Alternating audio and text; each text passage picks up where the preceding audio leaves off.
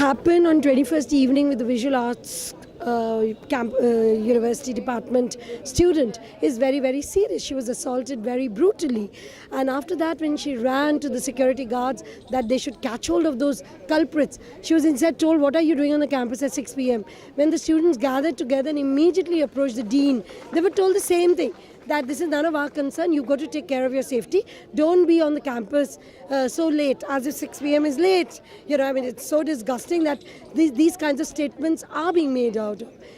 The non-violent protest that began on 22nd morning, 6 a.m. and lasted, I mean, instead of the students being heard, instead of the Vice Chancellor coming and meeting them and telling them what kind of mechanism he was going to put in place to ensure sexual harassment-free campus, instead he calls the police, and the police lathi-charges, not just lathi-charges, they use tear gas shells, they use rubber bullets, and not just that, they get into hostels, these male policemen get into hostels, drag girls out, and when they're running, students are running for relief, medical relief, they're beaten up, their hunger strikers are beaten up. What is all this nonsense? Instead of providing this kind of grievance mechanism, which the Supreme Court as well as the law has stated, there ought to be grievance mechanisms. He's not listening to them, and he's using police excess and police brutality. So we are here to acknowledge and condemn that we are not going to take this.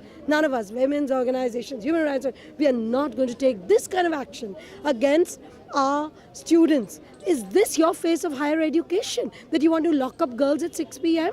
Why can't you provide a safe campus? What is Narendra Modi, the Member of Parliament of Varanasi, doing? Are those students not his? What is the President of India doing, his visitor to that university? They should just terminate the services of that particular Vice Chancellor. The Governor is Chancellor. What is the Governor of UP doing?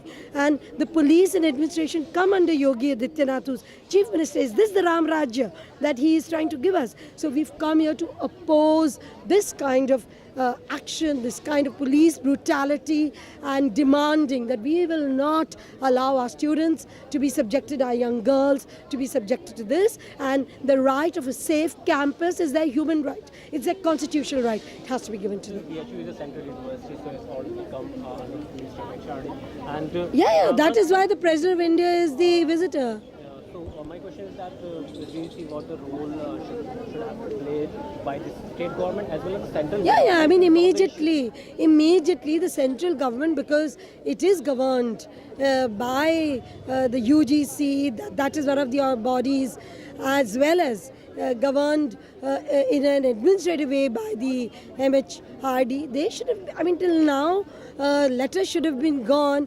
An inquiry committee should be set up immediately to examine into the role of the Vice Chancellor. How did the police come? This is the biggest question. How dare you allow police into campuses? Students are sitting at Lanka Gate protesting so peacefully, and so this kind of action that the Vice Chancellor indulged into needs to be condemned even by the administrative structures. But since he's one of them, since the policy of the RSS is to keep the girls, locked in, that's very clear.